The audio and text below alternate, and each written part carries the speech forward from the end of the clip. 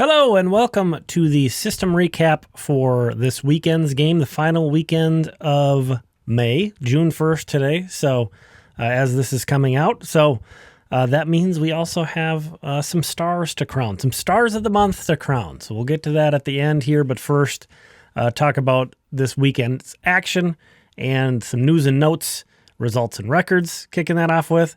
So here's Friday, Saturday, and Sunday. Not going to go through all these, but the Wind Surge had a doubleheader on Sunday. They started that game on Saturday, but finished it on Sunday. So we're going to kind of consider that as a Sunday doubleheader, though the first game they didn't totally play on Sunday. Unfortunately, they lost both legs of that doubleheader. Here are the win-loss records for the season. Unfortunately, the Twins getting swept in Pittsburgh. I think a week ago after they'd swept Boston, I'd said any of us could imagine the wheels falling off at any moment, and boy, did they ever. Let's get into that, actually. The news and notes. This is a completely major league focused news and notes, because that's how many transactions there were. Bailey Oberst placed on the injured list due to right elbow inflammation. Kendry Rojas placed on the injury list due to left elbow inflammation. It's not like every guy that goes down with that injury is going to be out for the year plus with Tommy John, but it certainly never feels good to hear a guy has an elbow injury. It's easy to expect the worst. We'll see what happens with them. Simeon Woods Richardson was designated for assignment. I think that was on Saturday. So I wonder if the Twins could do a takesies backsies if they do that right now, although Sim had been pitching terribly. Pretty surprising that it got to this point. Again, it's a results-based business, and Simeon Woods Richardson was not pitching well. So I get it. But with the Twins this desperate for pitching, and Sim is out of options, so you can't just send him down. You could stick him on the IL and then have him do a rehab assignment, but you can't just tell a guy, hey, your shoulder hurts. You're going on the IL, and then you're going to pitch for the Saints for a bit. It's too bad that wasn't an option for him, but obviously that wasn't on the table. He is out the door. We'll see what happens next for him, but again, he pitched poorly. So this is more sort of lamenting, like, if he could have just pitched as he had the past couple of years, that would have been actually huge. That would have been huge, just getting like an average-ish pitcher right now. So that's rough. Cody Lawyerson was activated off the injured list. He'd been pitching for the Saints on technically a rehab assignment of his own, so he's back with the Twins. Cody Funderburk was recalled. John Klein was recalled and then recalled Saturday, optioned back to St. Paul on Sunday. Travis Adams was optioned on Friday and recalled on Sunday, so those guys sort of doing a revolving door between those two guys. But kind of illustrates, along with Funderburk too, and Lawyerson, how valuable a reliever with options is. That term is perfect because it gives you a lot of options in the bullpen. I don't really like having guys who are out of options in the bullpen or the bench. You end up with a situation like James Outman, where you hang on to a guy for probably longer than you should. Anyway, Mike Paredes was called up and made his MLB debut on Sunday. Pitched pretty well. Covered the last, 3 2/3 innings of the game for the Twins. So that's huge in its own, but only gave up one earned run. A couple of runs, but only one earned. Actually walked 3 guys, which is very unusual for him. But anyway, the Twins pitching staff, that was a lot to digest. So let's take a look at how things look right now. The starting rotation is Joe Ryan and Taj Bradley, which is great. Connor Prelip and Zebby Matthews. I mean, that's not too bad either, although they're trying to lighten Prelip's load. So how do you keep work off of this guy at this point now when I don't even know who the 5th starter is? I have no idea. Is it Mike Paredes? I don't know. This situation kind of shines a light on, at this point, you wouldn't have thought that this is like a worst case scenario at this point. So it would be hard to anticipate this, but, this is kind of, you can easily look back and be like, well, maybe they should have kept Andrew Morris at least a little bit stretched out. And instead he's been throwing single innings for a while. Maybe they can get him back stretched out, maybe not all the way, but even if he could go back to, pitching 3, maybe 4 innings here and there, that could help a lot. But this is a desperate situation right now, especially in the rotation. Tough. Anyway, moving on to Friday. Let's talk about some good stuff. Ben Ross keeping it going for St. Paul. This was his 4th homer with the Saints and 9th overall this season. In a very good game, he had a home run and 2 walks in this game. He has an .891 OPS in 31 games since being promoted. So this is not really a tiny sample size anymore.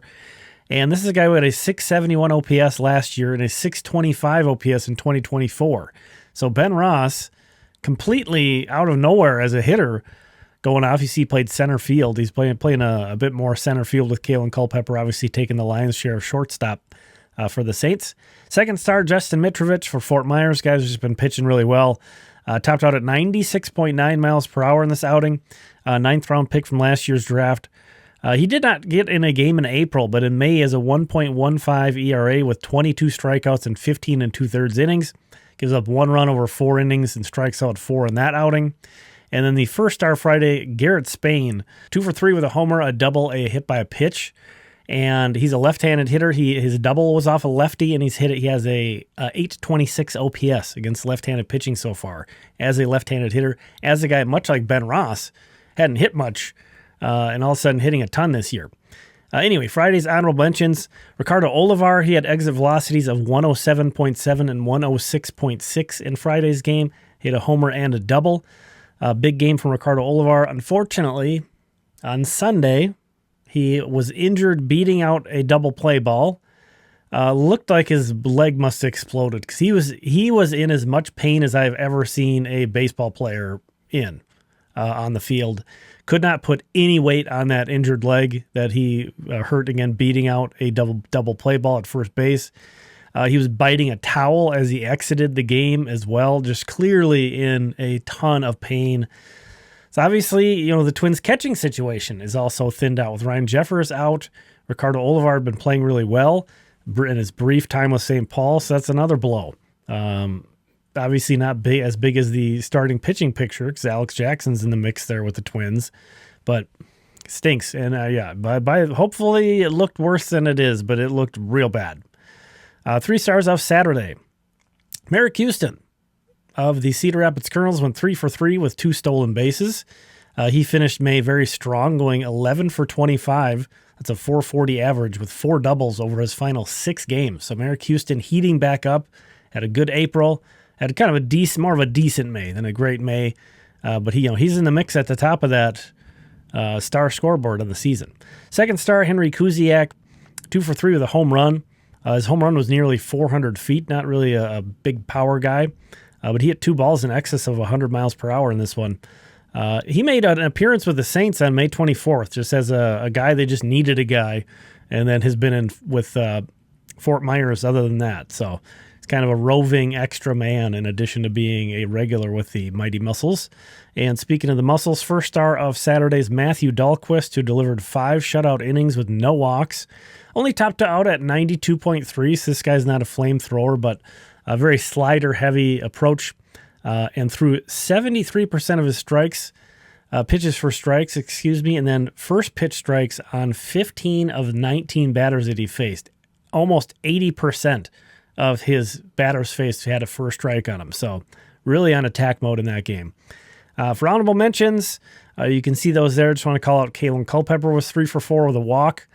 Closed out May with a .280 average, a .407 OBP, and a .540 slugging. That's a .947 OPS with nearly as many walks, 19, as strikeouts, 22. So Kaelen Culpepper, I'm not sure why he's not with the Twins right now with the opportunities in the infield with Royce Lewis and St. Paul, but getting it done.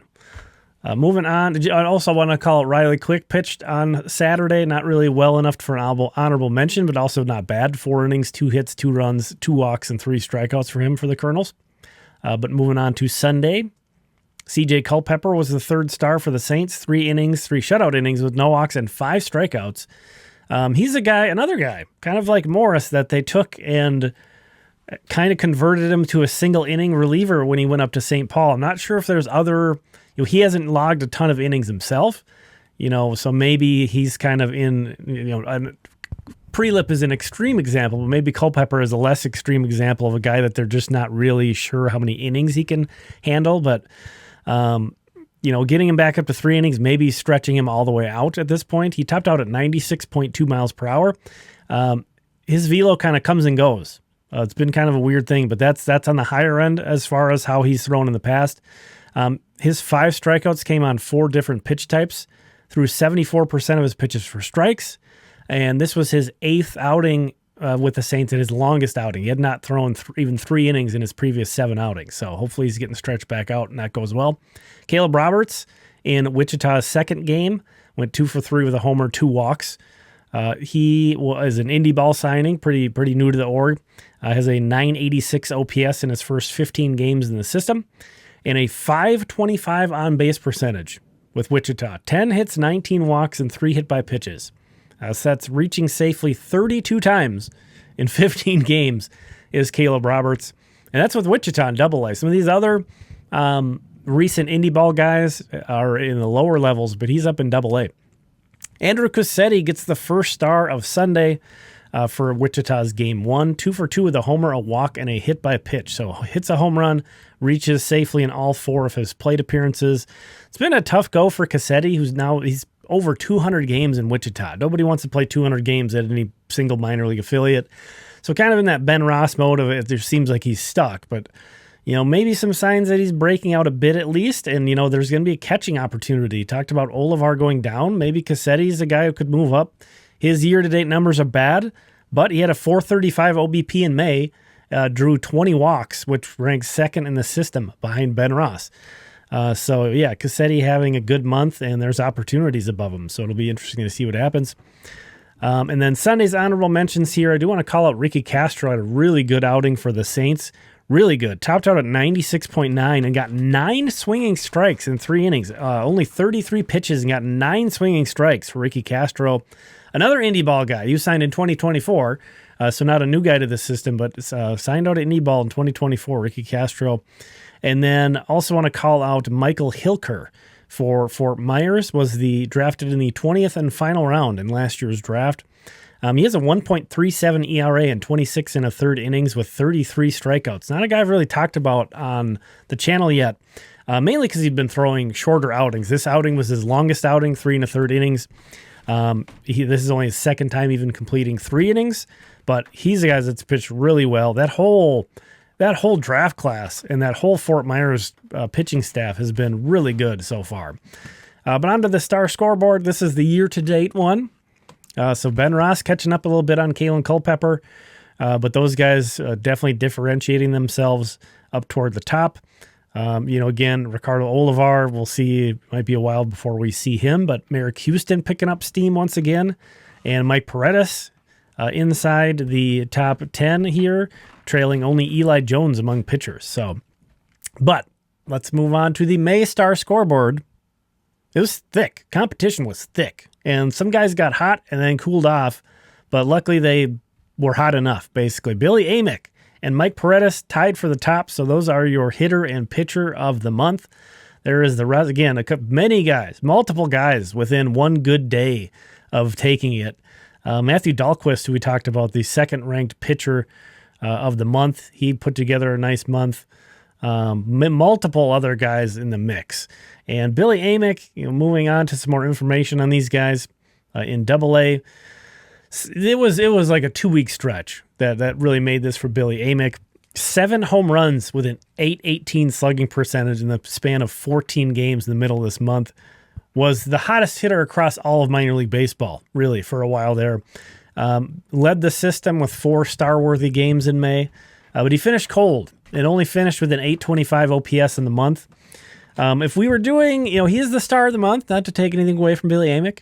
Again, his hot streak was insane. But if I was picking a Twins minor league player of the month, it would not be Amick, to be honest. And actually, there is over a handful of guys I would put above him. Kaelen Culpepper, Brandon Winokur, Henry Mendez, Aaron Sabato, Kyler Fedko, Ricardo Olivar, even Quinn McDaniel, even though he's among those indie ball guys, didn't have a huge resume, but he played insanely well. So, this is an interesting system. It's an interesting way to look at things, and sometimes we're going to get some interesting results with this. So remember, this isn't like meant to be a prospect list or anything like that. So we're just having fun with this. Anybody can look at the year-to-date numbers, but we're getting a different look by doing the star system. Again, the pitcher of the month, Mike Paredes, no doubt, slam dunk. He would be my pitcher of the month pick if we were just doing that generally outside the star system. 6 games with the Saints had a 2.70 ERA, 1.03 WHIP, 26.9 strikeouts percentage, and a 5.4 strikeout percentage. So excellent. Had a strikeout to walk ratio of 5 during that time. Never gave up more than 2 runs in an outing. And again, this doesn't even factor in his MLB debut, which he pitched well yesterday. Definitely seemed like he had some jitters, and maybe his sweeper wasn't as much as it has at times, but pitched well. So again, Mike Paredes, no doubt, slam dunk. A great month for him. Really cool to see. 18th round pick back in 2021. So he's been around for a while, and he's pitched well for a real long time. So really cool to see him take advantage of an opportunity. We need to see more Twins prospects come up and do the same. So anyway, thanks for checking this one out. I really appreciate you. Check out Limestone Pipeline if you like this. You like that, $4 a month on Patreon. We are offering annual subscriptions right now too. You get a 20% discount on the monthly. So check that out. Thanks for checking this one out. Appreciate you. We'll talk again soon.